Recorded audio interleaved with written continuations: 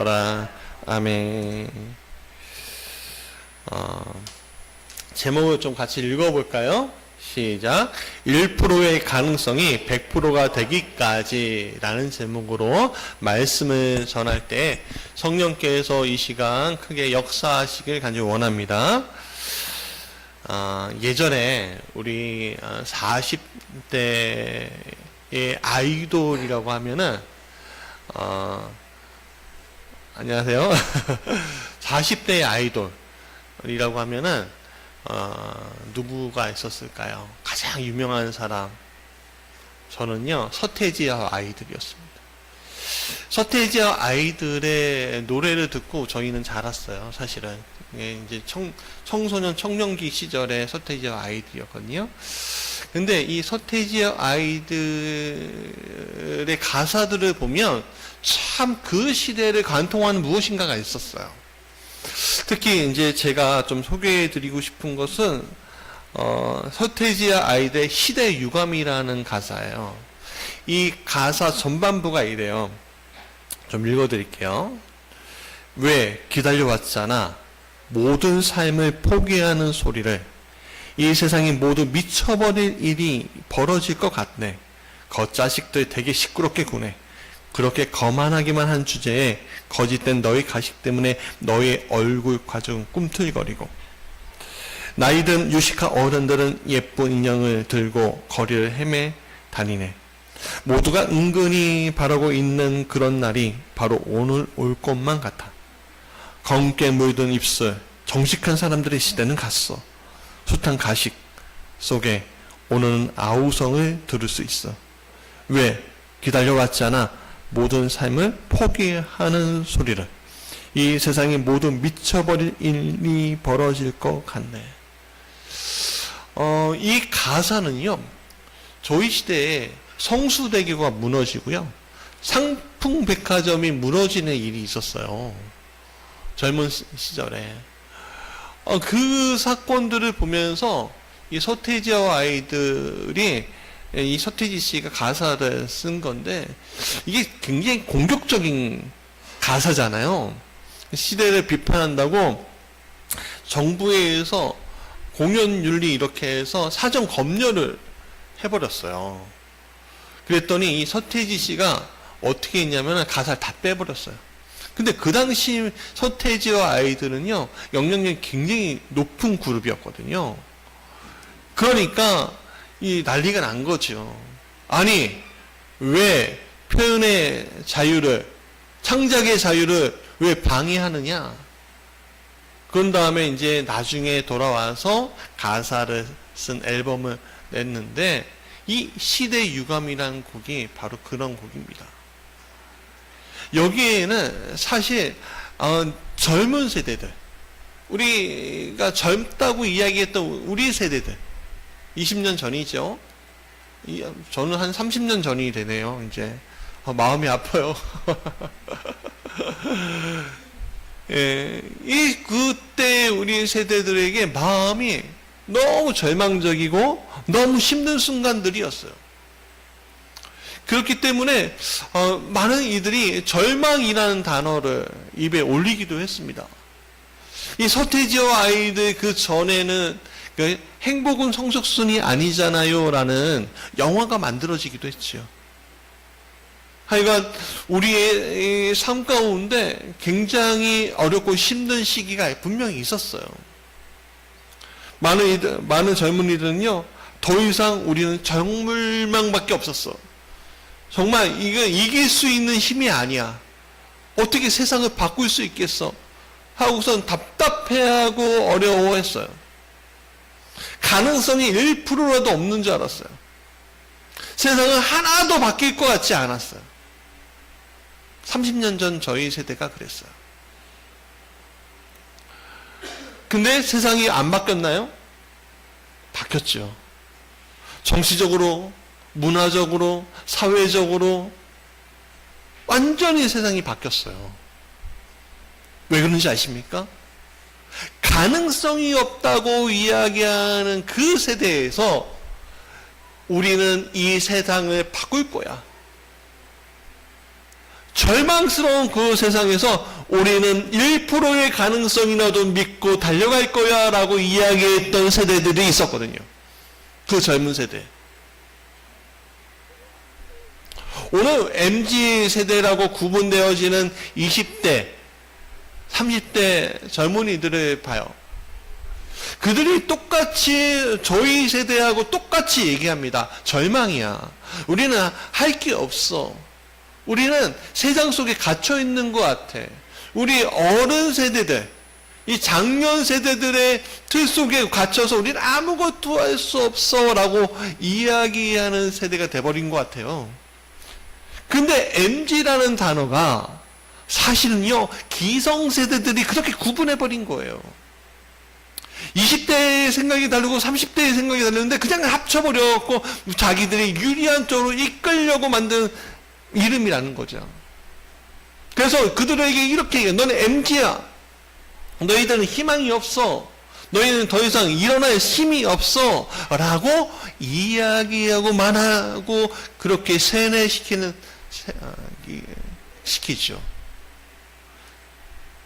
특히 기성세대들이 그들을 그렇게 만들기도 하지만 저희보다 더 위의 세대들이 그 틀을 또 만들기도 합니다. 사실은. 답답한 일이죠. 자본주의에 물든 아이돌들 말고 오늘 이 세대에 이 자본주의에 물든 아이들 말고 이 서태지와 아이들 같은 어떤 영향력을 가진 이 시대를 관통하는 사람이 한 명 정도는 이 MZ세대에 있으면 참 좋겠다라는 생각을 하게 돼요. 문화적으로. 특별히 원하는 것은 말씀이 그들에게 갔으면 좋겠다. 사랑하는 여러분, 그러나 또 40대, 50대, 60대를 바라보는 우리에게도 마찬가지입니다. 그거는. 우리도 많은 사람들이 이야기하죠. 더 이상 희망이 없다고. 근데 사실 희망이 없는 겁니까? 아니죠. 우리는 헤쳐왔어요. 그리고 헤쳐왔기 때문에 앞으로 헤쳐갈 겁니다. 자꾸만 우리에게 절망이라는 단어, 너는 가능성이 없다는 말, 너희들은 희망이 없다는 말을 귀담아 듣지 마시라는 얘기예요. 그것은 하나님이 주시는 말씀이 아니라 사단이 우리에게, 기득권을 가지고 있는 사람들이 우리에게 하는 말이라는 거예요. 오늘 본문의 말씀은 굉장히 절망적인 시대의 상황을 이야기하고 있습니다. 왜 절망적이라고 이야기하냐면 배경을 좀 설명해야 돼요. 자, 유대 왕들 중에 유일한 여왕이 바로 아달랴라는 사람이었습니다. 이 아달랴는요, 유다를 6년 동안 통치했는데 그 통치하기 전에 이런 일이 있었어요. 그는 왕의 어머니이자 아들 아하시아 왕이 비명 행사를 한 다음에 유다를 통치했는데, 원래는 이 아달랴라는 사람이 누구였냐면 북이스라엘의 아합 왕과 이세벨 여왕의 딸이었어요. 근데 아합과 이세벨은 우상 숭배에 철저하게 물든 사람들이었거든요. 특히 이세벨은 바알 제사장의 가문이에요. 그러니까 왕이기도 하지만 제사장 가문의 딸이에요. 그 사람이, 공주가 북이스라엘이 와갖고 아합 왕한테 바알을 섬겨야 돼, 아세라를 섬겨야 돼 하면서 막 꼬시니까 아합 왕이 그렇게 섬겨요. 아합 왕 하면 우리가 떠오르는 게 있죠. 갈멜산에서 바알과 아세라 선지자들을 하고 싸운 사람이 누구예요? 엘리야죠.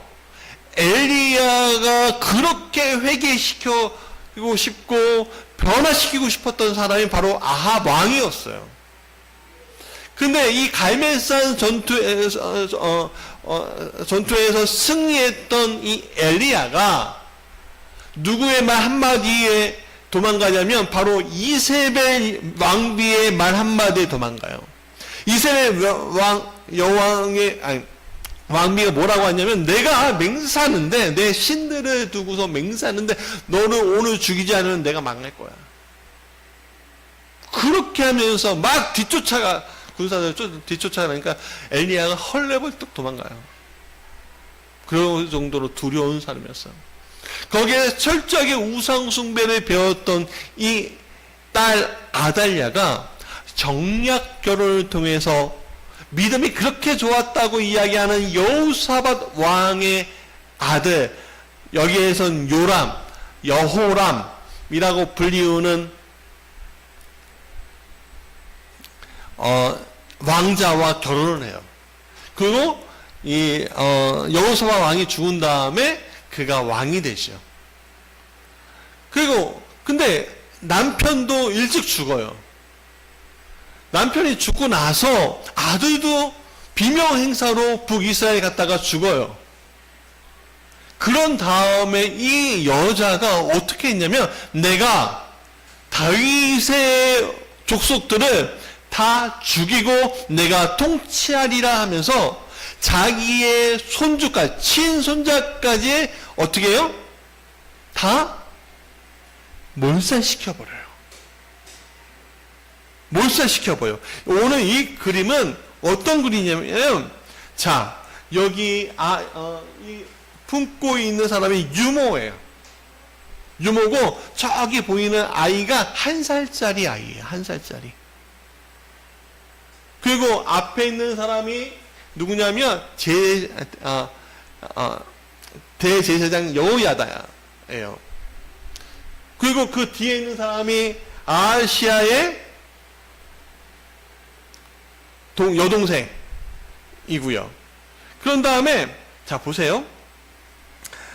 여기 이 안쪽에 그림이 좀 희미하게 보이는데, 이 그림은 무슨 그림을 이야기하냐면 다윗의 모든 족속 자손들을 죽이는 거예요. 유일하게 하나만 남은 거예요. 아무도 모르게. 그러니까 더 이상 다윗의 왕가의 씨가 남아있지 않게 만들어버린 거죠. 이제는 북이스라엘 아합의 자손을 유대 왕으로 세워야 하는 상황까지 온 거예요. 그런데 이것은 굉장히 큰 문제였습니다. 왜냐하면 하나님의 약속이 끊어진 상태가 돼버린 거예요. 하나님은 사무엘하 7장 16절 같이 읽어볼까요? 시작. 내 집과 내 나라가 내 앞에서 영원히 보존되고 내 왕위가 영원히 견고하리라 하셨다 하라 라고 얘기해요. 뭐예요? 하나님께서 다윗과 약속했어요. 뭐라고? 너희 자손이 영원할 거라고. 그 왕위가 영원할 거라고 얘기해요. 근데 어느 순간에 끝나요? 이 아달랴라는 왕비가 왕이 되는 순간에 이게 끝나버려요. 완전히 끝난 줄 알았어요. 완전히 끝난 줄 알았어요. 이게 뭐예요? 하나님의 약속이 단절된 거죠. 세상 사람 다 그렇게 생각했어요. 여러분, 이산가족이란 말 아시죠? 이산가족이 뭐예요? 생이별하는 것을 이산가족이라고 해요. 만나고 싶어도 만나지 못하는 사람들은 이산가족이라고 하잖아요. 우리가 6.25 전쟁을 경험하면서 생이별했던 사람들 얼마나 많습니까? 지금도 북녘에 있는, 또 북녘은 남녘에 있는 가족들을 그리워하는 사람이 얼마나 많아요. 지금도 금강산이 뚫리면 그것을 만나고 싶어하는 사람들이 아예 줄을 섰어요. 줄을 섰단 말이에요. 여러분, 근데 그것이 완전히 끊어지고 하니까 시간이 흐를수록 어떻게 돼요? 가족들이 죽죠? 만나지 못하죠? 그걸 우리는 단절이라고 얘기하는 거예요. 하나님의 약속이 단절되는 그 순간, 여러분, 하나님은 하나님의 약속은 신실하십니까? 아니면 중간에 단절될 수 있나요? 그렇죠. 정답이에요. 하나님의 약속은 신실하셔요. 그래서 중단될 수 없는 거예요. 그러나 세상적으로 볼 때에는 하나님의 약속이 단절된 것처럼 보여지게 되는 거예요. 왜? 아달랴가 다 죽였으니까. 이것은 구속사적으로 볼 때 예수 그리스도의 탄생을 방해하는 사건이었어요. 왜? 자, 예수님이 누구의 자손이죠? 다윗의 자손 예수잖아요. 그러니까 얼마나 심각한 문제가 이 다윗 왕가 안에서 일어나는지 분명히 볼 수가 있는 것이요. 근데 이런 상황 속에서 모든 것이 끝났다고 생각하는 순간 기적과 같은 일을 하나님은 준비하고 계셨다는 거예요. 여호람의 왕의 딸이 조카인 요아스를 몰래 숨겨서 죽음에서 건져내어 주었습니다. 정말 간발의 차이였을 거예요. 그런데 너무 어린 거죠. 1살짜리가 젖도 안 뗀 그 1살짜리 뭘 할 수 있겠습니까? 그러니까 이 어린아이 가지고 기세등등한 아달랴와는 맞설 수가 없어요. 현재는. 그래서 요아스를 몰래 빼내어 여호야다 대제사장을 통해 성전에서 몰래 자랄 수 있게끔. 왜냐하면 그 성전은요, 지금 우리가 생각해 보면 성전의 역할은 뭐냐면 교육기관의 역할을 하기도 했어요. 여러분 생각해 보세요. 자, 사무엘이 몇 살 때 언제 맡겨진지 아세요? 성전에? 성막에? 젖을 뗀 순간서부터 맡겨졌어요. 학자들이 한 5살 정도 생각하고 있어요. 그러니까 거기에는 성전에 맡겨져서 하나님 앞에 받쳐진 아이들이 있었는데 그 안에 이 요아스를 숨겨두었다는 이야기예요. 몇 번의 죽을 위기를 경험하게 되면서까지요. 그렇게 6년의 시간을 기다렸습니다. 그 6년 동안 그러면 하나님 가만히 있으셨냐? 아니에요. 회복의 씨앗이 자라고 있었습니다. 겉으로는 다윗의 왕국이, 다윗의 조선이 끊어진 것처럼 보여지고 단절된 것처럼 여겨졌지만 하나님의 약속의 씨앗은 비밀리에 자라고 있었다는 거예요. 때가 되었을 때 이 아달랴를 무너뜨림으로써 다시 세상 속에 나올 수 있게 만들겠다는 하나님의 계획이 있으셨던 거예요. 이 스토리를 통해서 우리는 다음과 같은 것을 알 수가 있는데, 첫 번째, 같이 읽어볼까요? 시작. 하나님의 약속은 무너지지 않는다. 자, 아달랴는 다윗의 자손을 다 죽였다고 생각하지만 실제로는 단 한 명이 남았죠. 이것을 통해서 우리는 알 수 있는 게 하나님의 약속은 절대로 무너지지 않는다는 거예요. 우리는 종종 우스갯소리 이렇게 얘기하죠. 아, 이번 생에는 끝났어. 다음 생애를 내가 기대해 볼래.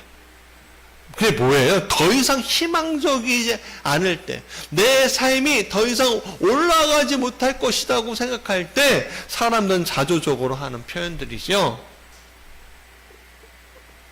이러한 것들이 우리를 더 큰 세상으로 가게 하는 것에 포기하게 만드는 일이에요. 우리 앞에 여러 가지 불리한 일이 일어나고 내 삶이 꼬이고 힘들어도 우리가 꼭 놓치지 말아야 할 것은 하나님께서 사랑하시기에, 나를 사랑하시기에 놓고 계신 것이 아니라, 놓치고 계신 것이 아니라 꽉 잡고 계시다는 사실을 여러분 잊지 마십시오. 맹인 바디메오 이야기 지난주에도 했는데 참 그의 이야기를 할 때마다 저는 희망을 느껴요. 여러분, 그는 원래 희망이 없는 존재였죠. 어려서부터 눈을 멀었는지 중간에 눈을 멀었는지 잘 모르겠어요. 근데 중간에 눈이 멀었던 것 같아요. 왜냐하면 그 유대의 광야의 뜨거운 햇빛과 모래가 사실은 그 당시에 의학이 발달하지 않기 때문에 눈에 들어가면 안질이 심하게 걸리게 했고, 그 맹인을 되게 많이 양산했다고 하더라고요. 그는 맹인이었어요. 그는 거지였고요.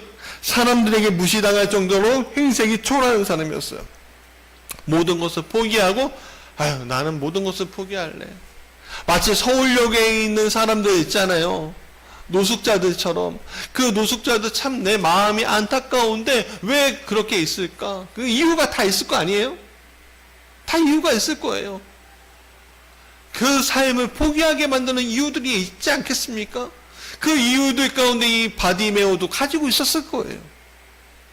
근데 이 바디메오는 자기가 다시 보리라, 다시 삶을 살리라, 내 삶이 개선되리라는 사실을 놓지 않고 꾸준하게 어떻게든 이기고 싶어 했던 거예요. 예수의 소문을 들었어요. 예수가 내 옆에 지나간대요. 근데 어떻게 지나가는지도 모르고, 왜? 눈이 멀었으니까. 근데 사람들이 웅성거려요. 그러니까 예수가 지나가는가 보다 이렇게 외쳐요. 다윗의 자손 예수여 나를 불쌍히 여기소서. 그러니까 사람들이 말해요. 조용히 해. 너가 뭐라고 예수님을 불러라고 할 때 다시 한번 외쳐요. 다윗의 자손이여 나를 불쌍히 여기소서. 그러니까 예수님이 어떻게 해요? 부르잖아요. 부르고 어떻게 해요? 너가 어떻게 되기를 원하느냐? 그랬더니 바디메오가 이렇게 얘기해요. 내가 돈이나 어떤 상황이나 그런 것이 아니라 주님 제가 보기를 원합니다 라고 얘기합니다. 사랑하는 여러분, 오늘 우리의 삶이 그렇게 조명돼야 합니다. 우리의 삶이 무너지고 어려움에 처해 있더라도 놓치지 말아야 할 것은 하나님의 약속은 여전히 우리와 함께 하시고 우리를 놓치고 있지 않다는 사실이에요. 희망의 끈은 놓을 필요가 없다는 얘기예요. 미국에 유명한 유튜버가 있어요. 크리에이터가 있는데 그 사람의 이름이 그의 이름은 잘 몰라요. 잘 모르겠는데 그 아이디가 뭐냐면 미스터 비스터라는 사람이에요. 제가 그 사람에 대한 영상을 좀 재밌게 봐요. 왜냐하면 그는요 현재 1억 명의 구독자를 가지고 있는 대단한 영향력이 있는 사람 중에 하나예요. 1억 명은요 쉽게 얘기하면 재벌이에요. 재벌. 진짜 영상 하나 올릴 때마다 수백만 달러가 그 사람에게 올라와. 여러분, 근데 이 사람이 맨 처음부터 그렇게 유명한 사람이 아니었다는 거예요. 그 사람이 구독자, 저도 유튜브 올리지만 지금 150명이 안 되고 있어요. 여러분 구독해주세요. 네, 구독해주세요. 좋아요도 눌러주세요. 근데 1000명도 안 되는 그 순간이 한 4년 동안이었대요. 이 1억 명의 구독자를 가지고 있는 사람이 4년 동안이었대. 그 2000명 시간이 걸리는 거예요. 10,000명. 그러다가 10만 명 되는 그 순간서부터 이 사람이 했던 게 뭐냐면 자기가 유튜브를 통해서 받은 거를 나눠주는 일들을 시작을 해요. 그러니까 사람들이 되게 놀라는 거예요. 그러니까 또 구독을 해요. 20만, 30만, 100만 갑자기 올라가요. 그러니까 이 사람이 그 기부 행위를 계속 넘치지 않아요. 그리고 큰 초콜릿 쇼핑몰에 또 사장이 되고 여러 가지 사업을 하면서 1000만 그루인가요? 1000만 그루의 나무를 심겠다는 목표를 가지고 지금 달려가고 있고 대단한 사람이 되었어요. 여러분, 그가 4년 동안 나를 구독해 주는 사람이 1000명도 안 됐을 때, 많은 사람들은 이렇게 포기할래. 희망이 없네. 이거는 나에게는 안 맞는 것 같아. 하고 막 갈 때, 그는 포기하지 않고 무엇인가 꾸준히 했어요. 그에게 무엇을 정확하게 약속한 것도 아닌데. 사랑하는 여러분, 오늘 우리가 무엇인가 가능성을 잡고 갈 때에 꾸준히 하게 되면 무엇인가 하나님께서 주실 거예요. 절망하지 마세요. 포기하지 않으셔야 돼요. 건강에 대한 문제도 마찬가지예요. 내가 지병이 있어요. 내가 지병이 있어서 이게 평생 고쳐지지 않을 것 같은 생각이 들어요. 여러분, 혹시 기도해 보셨나요? 이렇게 얘기해요. 기도해 봤는데 하나님께서는 들어주지 않으세요. 여러분, 하나님께서는 이유가 있으시겠죠. 그러나 놓치지 마세요. 나의 병이 나을 것이라는 믿음에 놓치지 마세요. 그런 자가 이기는 거예요. 두 번째, 같이 읽어볼까요? 시작. 절망하지 말고 기도하며 기다리라 라는 거예요.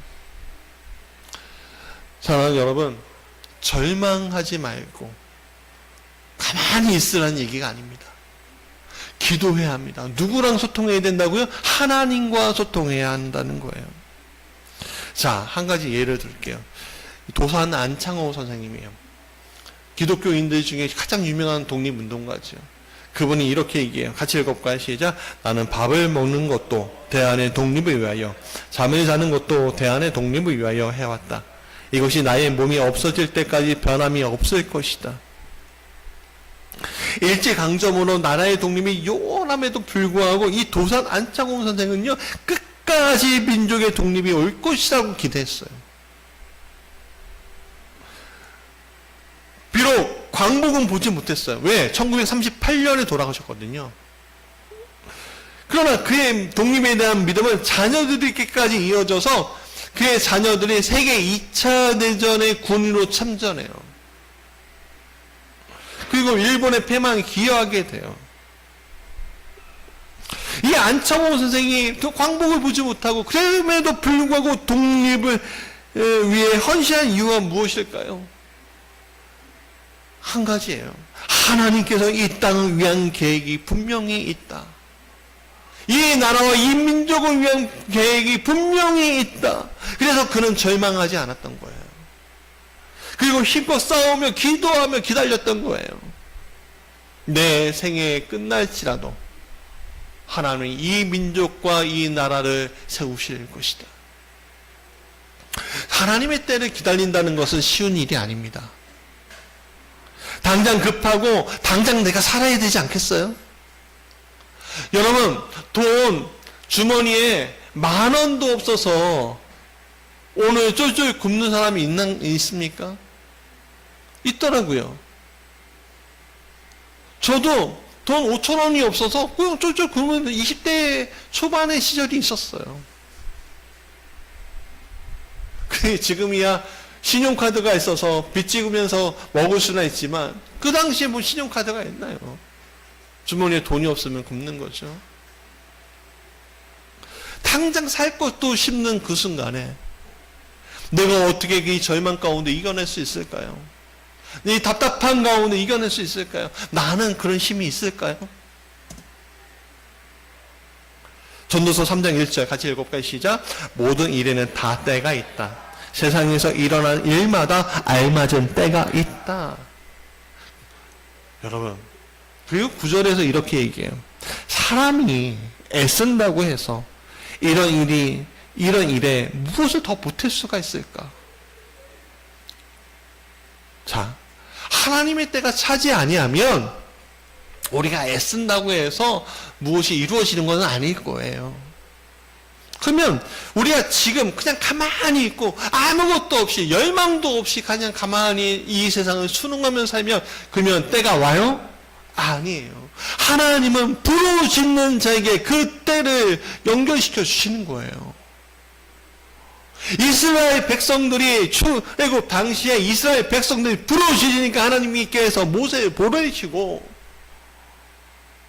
이스라엘 백성들이 다시 부르짖으니까 고통스러워서 부르짖으니까 모세를 애굽 땅으로 다시 보내셔서 그들을 탈출시켜 내시잖아요. 우리가 지금 당장 해야 될 것은 절망하지 마시고 지금 기도하며 기다리라는 거예요. 당장 내 앞에 모든 결과물들이 오지 않는 이유는 바로 시간이 필요하기 때문에 그런 거예요. 다윗의 핏줄이 계속 왕위를 이어가기 위해서는 시간이 필요했습니다. 아달랴 여왕이 권력이 점점 힘을 잃어갈 때, 민심이 불꽃처럼 떠오를 때, 젖도 못된 이 아기 요아스가 딛고 일어서 말을 할 수 있을 때 하나님은 그의 진노의 불길을 내뿜으셨다는 거예요. 그래서 우리는 기다림을 배우되 어떤 기다림을 배워야 되냐면 기도하고 역량을 키우면서 기도하고 기다릴 수 있는 것을 배워야 한다는 거예요. 내가 실패를 했어요. 그럼 절망이에요? 아니요. 역량을 길러야죠. 내가 두 번째 실패했어요. 그러면 절망이에요? 아니요. 역량을 키우면서 그 하나님의 때를 기다려야죠.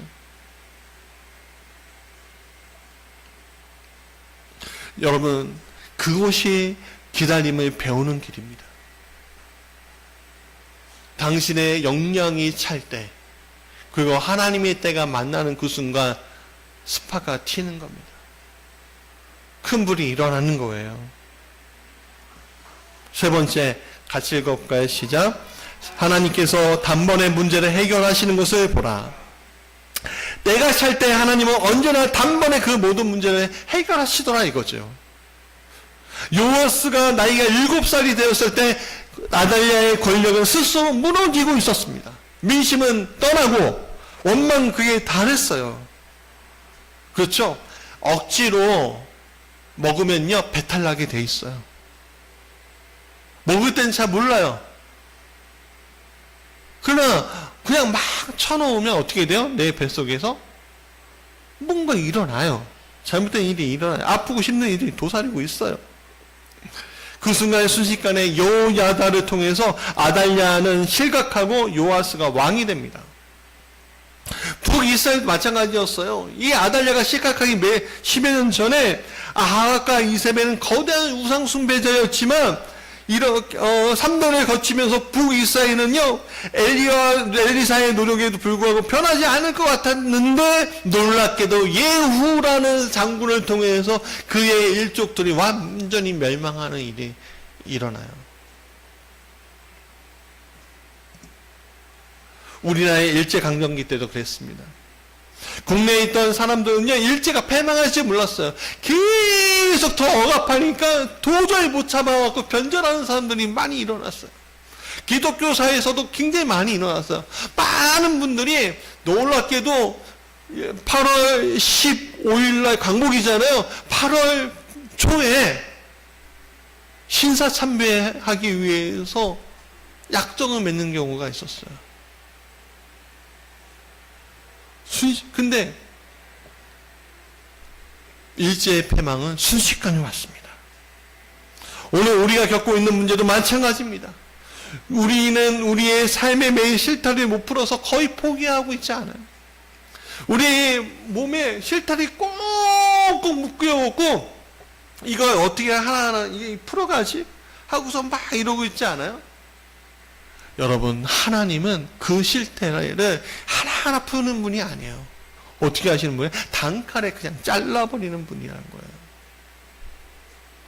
여러분들을 자유롭게 만드시는 분이 여러분들의 그 엉킨 삶의 문제를 단칸에 해결시켜 주시는 분이라는 사실을 잊지 마십시오. 괴로운 삶의 연속이라고 생각할 수 있습니다. 그러나 그날은 그때가 되면 도적같이 해결이 될 거예요. 메시아이신 예수님이 오실 때 유대 백성들은 자포자기 상태였습니다.